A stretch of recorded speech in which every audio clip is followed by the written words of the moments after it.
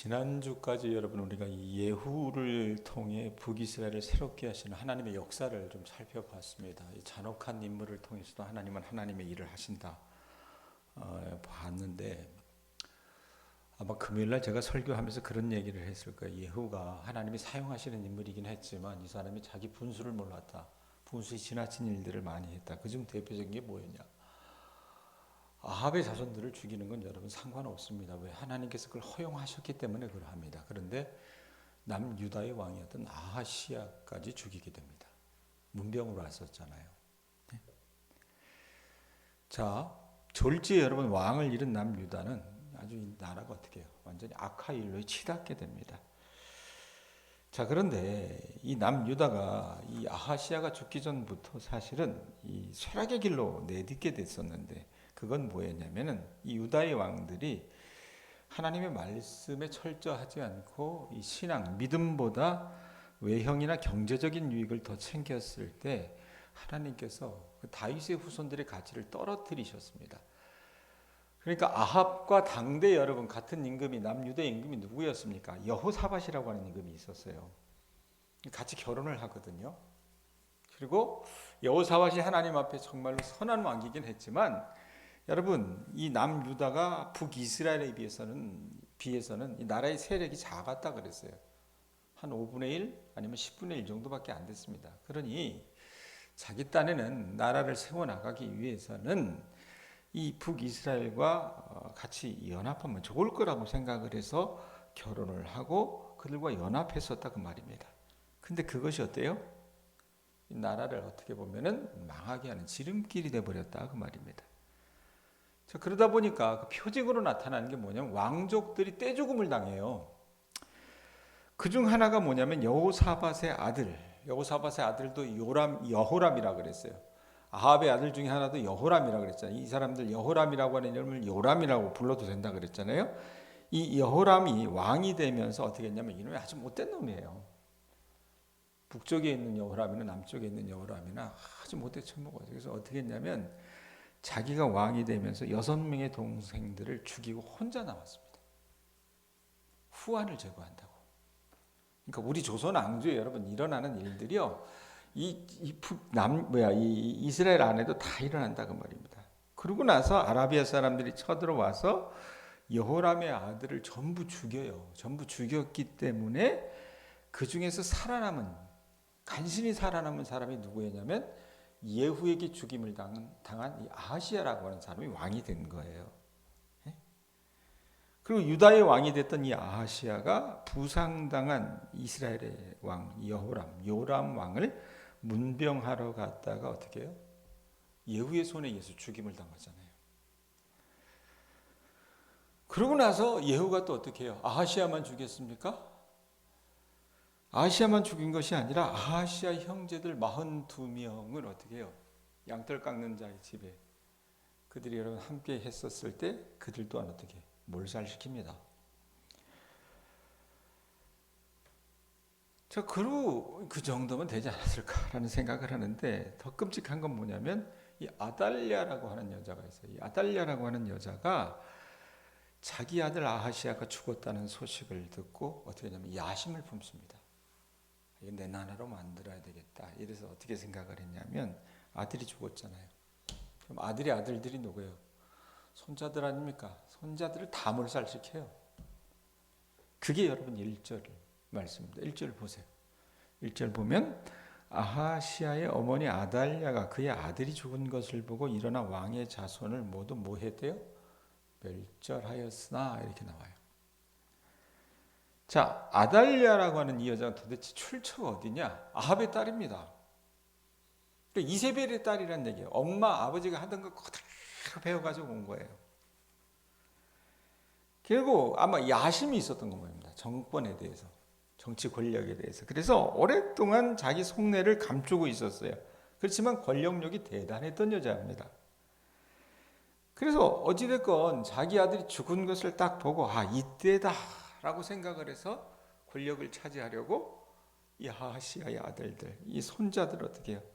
다 죽이고 자기가 왕이 돼버리는 거예요. 중국의 당나라 때에 보면은 측천무후라고 하는 여자가 있습니다. 보통 남자가 왕이 되잖아요.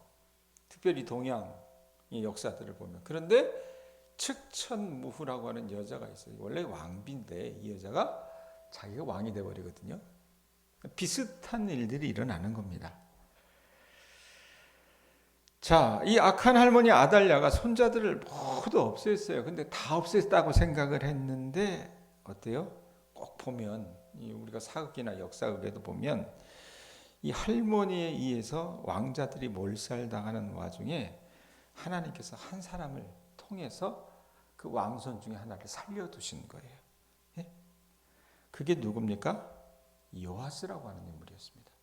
이 사람이 오늘 말씀해 보면 뒤에 왕이 되죠. 예? 그리고 굉장히 위험천만한 일입니다. 왕비가 서슬퍼해가지고 모든 자손들을 다 새손들을 죽이는데, 예? 그런 상황 가운데서도 왕손 중에 하나 요아스를 살려둔다?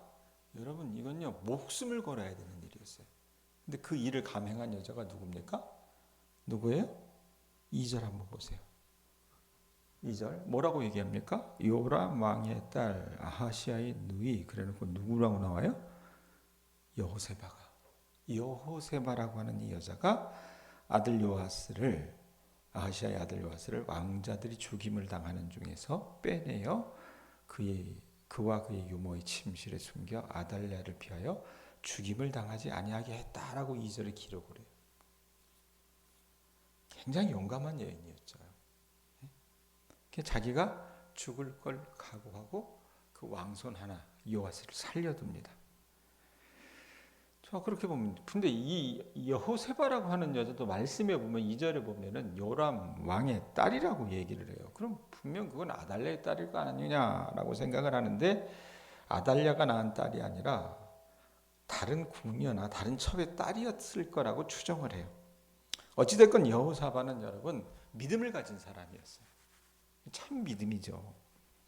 그래서 다윗의 후손의 가치를 알고 있었고, 그래서 이 여호사바가 어떻게 합니까? 감히 남들은 꿈도 못 꾸는 일들을 결행합니다. 그런데 부창부수라고요.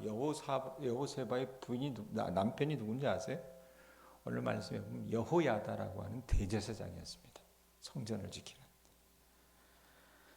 그러니까 여호세바는 요아스를 빼돌려서 자기 침실에 숨겼다가 나중에 성전으로 데리고 가서 성전에서 6년 동안 몰래 키우는 거예요.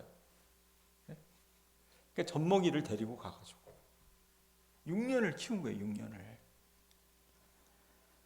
그런데 여러분 생각을 해보세요. 이 6년의 시기가 이 남유다에게는 어떤 시기였을까? 암흑의 시기였습니다.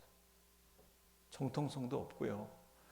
그 바알과 아세라, 그 이방신을 그렇게 탐닉한 이 아달랴라고 하는 여자가 모든 왕손들을 다 죽이고 나라를 다스렸으니 여러분 아주 그냥 암흑기라고 보면 될 것 같아요.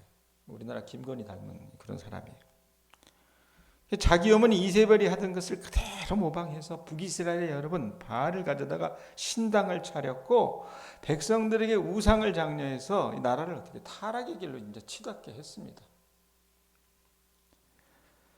그래가지고 요아스가 7살이 될 때까지 절대로 이 왕자가 살아있다라고 하는 정체를 드러내지 않고 이 여호세바나 여호야다나 어떻게 참고 기다렸던 거예요. 때가 되기를. 그렇게 하다가 왕자가 7살이 되었을 때 더 이상은 참을 수 없다. 이제 하나님께서 우리에게 맡기신 이 큰 일을 우리가 거행해야 되겠다. 그래서 거사를 치르게 됩니다. 자, 치밀하게 어떻게 보면 반정을 계획하는 거잖아요. 우리나라 조선 역사에도 보면 인조 반정이라고 있어요. 인조라고 하는 왕이 여러분 그냥 제가 세속 역사를 전공했기 때문에 그렇게 선한 왕 아니었습니다. 허수아비예요, 허수아비. 근데 그 광해군이 굉장히 과감한 개혁 정책을 행했기 때문에 이 사림들, 소위 말하면 이 관료들이 그걸 못 참아냈어요. 그래서 그냥 허수아비 왕 데려다가 어떻게 해요? 뒤집은 건데, 지금 여러분 여호야다가 했던 이 반정은 그런 것과는 완전히 다릅니다. 선한 반정이었습니다. 7살이 될 때까지 기다리다가 이 여호야다가 반정을 일으켜야 되겠다라고 생각을 해서 찾아 나간 사람들이 누구냐면 제일 먼저 여호야다가 문을 두드린 사람들이 누구냐면 거기 4절 보세요. 4절 보면 뭐라고 얘기합니까? 7째 해에 여호야다가 사람을 보내 누구를 보냈다 그래? 무슨 사람? 가리 사람의 백부장. 가리 사람의 백부장들과 호위병의 백부장들을 불러내리고 여호와의 성전으로 들어가서 그들과 언약을 맺고 그들에게 여호와의 성전에서 맹세하게 한 후에 왕자를 그들에게 보였다라는 그 표현이 있어요. 자, 가리 사람이 누구냐면 이스라엘 혈통이 아닙니다. 블레셋 혈족의 사람들이었어요. 블레셋 혈통이에요. 반개란 얘기입니다. 이 사람들이 그렛 사람들이라고 하는데 이방인들인데 이들이 어떤 사람들이었냐면 역사로 보면 여러분 이스라엘 순수 혈통을 갖고 있었던 건 아니거든요. 갈렙과 같은 인물도 여러분 순수 유다의 자손이 아닙니다. 그 사람 여러분 겐 사람이었어요. 가리 사람도 여러분 블레셋 사람이긴 했지만 이 그렛 사람이긴 했지만 이들이 어떻게 다윗 시대부터 이 하나님 나라를 위해서 충성을 맹세했던 사람들이었습니다. 다윗이 정권을 잃고 실각을 할 때가 있었잖아요. 그때도 끝까지 다윗에게 충성했던 사람들이 이 가리 사람, 그렛 사람들이었습니다. 그리고 200년의 세월이 지날 때까지 어떻게 해요? 끝까지 그 왕실에 충성을 맹세한 사람들이었어요. 그 여호야다가 이 가리 사람을 불러들여가지고 거기 보면 또 어떤 사람들이 있습니까? 가리 사람의 백부장들과 호위병의 백부장이라고 그래요. 호위병이 누구냐면 성전을 지키는 이 제사장. 이 사람들을 불러들여 가지고 어떻게 해요? 성전으로 데리고 가서 요아스를 딱 보이는 거예요. 자기 딴에는 이 사람들은 어떻게 해요? 어떤 왕손도 남아있지 않을 거라고 생각을 했거든요. 근데 아니 7살짜리 이 왕손이 자라고 있었던 거예요. 사람들은 다윗 왕조가 멸절이 되고 다윗 왕조에 대한 약속이 소멸되었다고 생각했을 그때 요아스를 딱 보이니까 깜짝 놀랄 수밖에 없죠. 그리고 이제껏 이 가슴속에 숨겨놨던 여호야다의 어떤 반정 계획을 이 여호야다가 그들에게 얘기합니다. 자, 이거 걸리면 어떻게 돼요? 죽는 거예요. 하루아침에 죽어요. 성공할 확률보다 실패할 확률이 훨씬 높았습니다. 그래서 또 이 아달랴가 서슬퍼렇게 살아있었기 때문에 빨리 신속하게 진행을 했어야 됐어요. 그래서 어떻게 하냐면 이 여호야다가 이 안식일의 성전 호위병의 이 교대 시간을 이용해서 이 왕의 즉위식을 거행을 합니다. 왜냐하면 그 시간에는 성전에 호위병들이 많이 모여 있다고 해도 이 아달랴가 특별히 의심을 사지 않을 그런 어떤 우리도 보면 여러분 경복궁 앞에 가보면 광화문이 있잖아요. 광화문 앞에서 지금 이제 그거 다시 복원해가지고 수문장들 교대식 하는 거 있거든요. 영국에도 가보면 버킹엄 궁전 앞에서 그런 것들을 합니다. 그런 것들을 한다고 보시면 돼요. 그렇기 때문에 이게 그냥 의식이다 생각을 하고 사람들이 크게 어떻게 해요? 거기에 신경을 쓰지 않았다고 말입니다. 그런데 그걸 이용한 거예요. 그러니까 세 그룹의 호위대를 만들어서 성전의 각기 다른 곳에 집합하도록 딱 시키고 신호가 떨어지면 어린 왕을 보호하기 위해서 성전을 지키고 왕을 호위하면서 방해하는 사람이 있으면 제거할 준비를 다 시켰던 거예요. 자, 이렇게 백부장들은 어때요? 제사장 여호야다의 명령대로 행했고 제사장은 여호와의 전에 있는 다윗 왕의 창과 방패를 백부장에게 줍니다. 왜 줬겠어요? 그들이 하는 일이 어때요? 단순히 아달랴 이거 못돼 처먹었으니까 끌어내려야 된다 이게 아니라 뭐예요? 그 일 자체가 하나님 나라를 세우는 일이라는 것, 신성한 일이었다는 것을 각인시켜주는 것이었습니다. 그래서 성전의 무기들을 사용했던 거예요. 자기들이 하고 있는 일이 얼마나 중차대한 일인지 이 사람들이 알아야 됐기 때문에 이 여호야다가 어떻게 해요? 눈에 보이게끔 그렇게 딱 해준 거라고 말입니다. 자, 호위대를 배치한 여호야다는 7살이 된 왕자를 어떻게 딱 데리고 온 거예요. 안식일이니까 여러분 백성들이 성전에 와서 어떻게 해요? 예배드리러 쫙 모였겠죠. 그 사람들 앞에서 이 왕손을 딱 데려다 가지고 어떻게 해요? 그 왕자에게 면류관을 딱 씌우면서 기름을 부어서 왕으로 삼은 겁니다. 사람들도 깜짝 놀라죠. 백성들도 다윗의 자손이라고는 씨가 말랐다라고 생각을 했는데 어떻게 해요? 하나님이 살려두신 거예요. 이렇게 공개적인 대관식을 거행함으로 사람들은 너무나도 놀랐고 무리가 박수하면서 말씀해 보면 어떻게 합니까? 왕이 만세를 불렀다 그래요.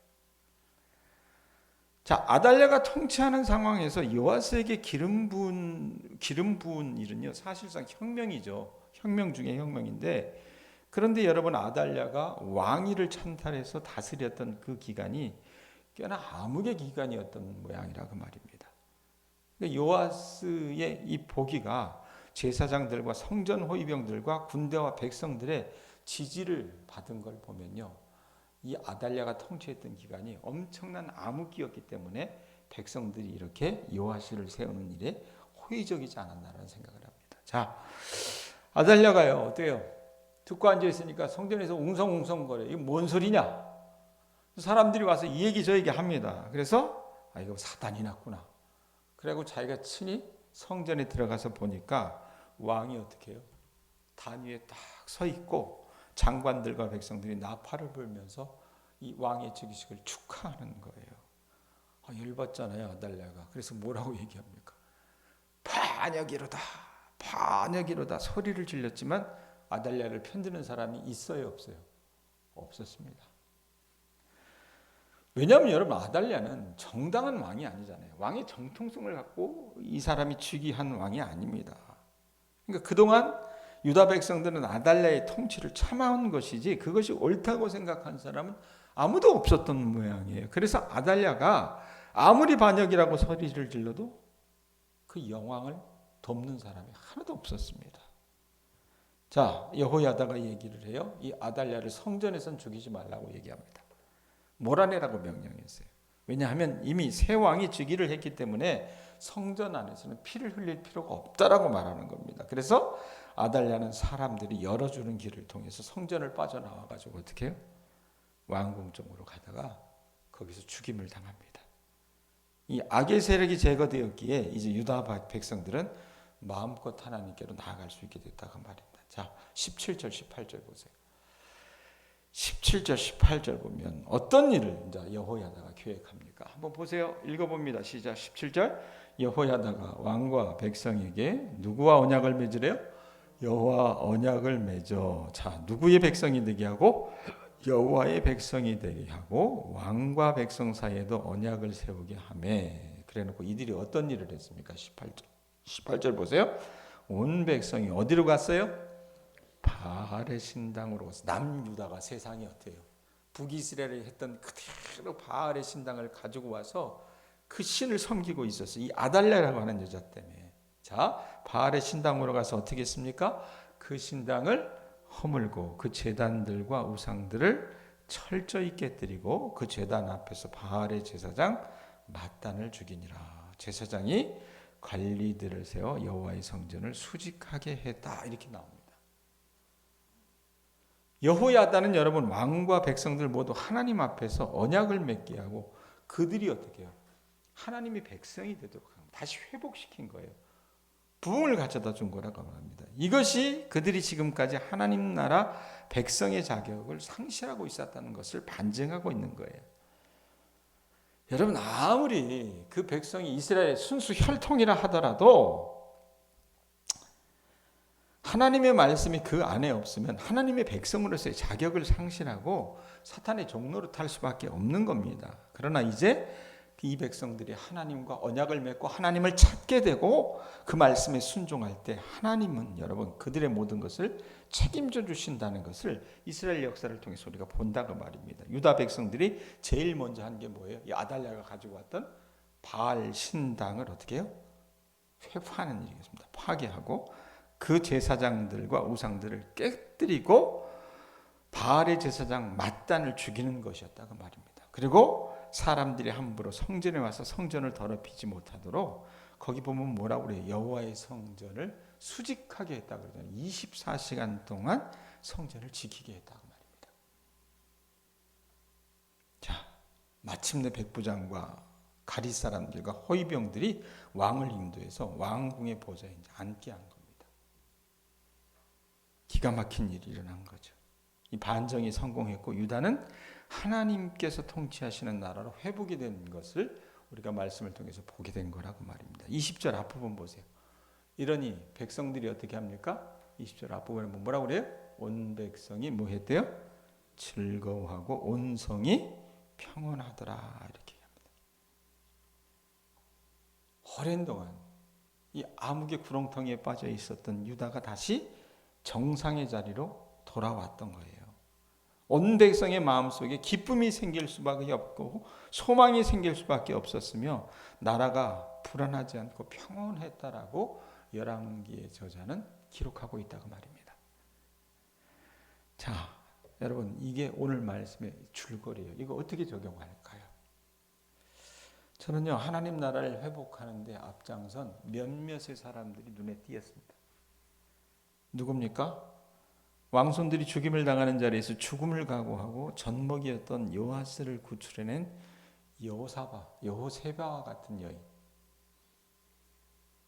그런 여인이 하나일 것이고 그 다음에 세속의 눈으로 보면 성공할 확률보다 실패할 확률이 훨씬 높았음에도 다윗 왕과의 회복과 하나님 나라를 수축하는 거룩한 일에 목숨을 걸었던 대제사장 여호야다가 그 하나입니다. 그리고 어떻게 보면 자기 민족의 일이 아니었음에도 불구하고 다윗 때부터 나라에 어려운 일이 있을 때마다 결연히 나섰던 이 이방인이었던 가리 사람들이 또 하나일 것입니다. 이 사람들이 여러분 특징이 뭔지 압니까? 하나님 나라를 위해서, 하나님을 위해서 자기 생명도 마다하지 않았던 사람들이라는 얘기입니다. 그래서 하나님은 어떻게 해요?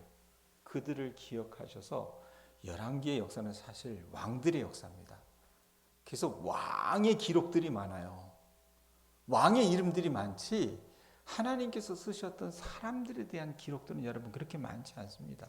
물론 엘리야, 엘리사 같은 그런 선지자의 일들은 있긴 하지만 그런데 이 요아스 왕 임금이 다시 복이 되는 그 장면 속에 하나님은 어떻게 해요? 이 세 부류의 사람들을 기억하기를 원하셨던 겁니다. 저는요, 우리 동양교회 많은 예배를 드리는 사람들이 있지만 이 새벽에 나와서 하나님 앞에 말씀을 듣겠다고 기도하겠다고 엎드리는 이 주님의 자녀들이 이런 여호세바, 여호야다, 가리 사람들과 같이 하나님 나라를 위해서 생명도 마다하는 그런 주님의 나라, 주님의 백성들이 될 수 있기를 소원합니다. 여러분들이 그런 마음으로 내 주님을 위해서 여러분들이 그런 마음으로 나아간다면 하나님도 여러분을 기억해 주실 줄로 믿습니다. 보잘것없는 사람들일 것 같지만 그렇게 주님을 자기 생명보다 고귀하게 여기고 그렇게 대접해 드린다고 한다면 여러분들을 통해서 하나님은 당신의 나라를 세워나가실 줄로 믿습니다. 그런 은혜가 우리에게 있을 수 있기를 바랍니다. 기도하겠습니다. 하나님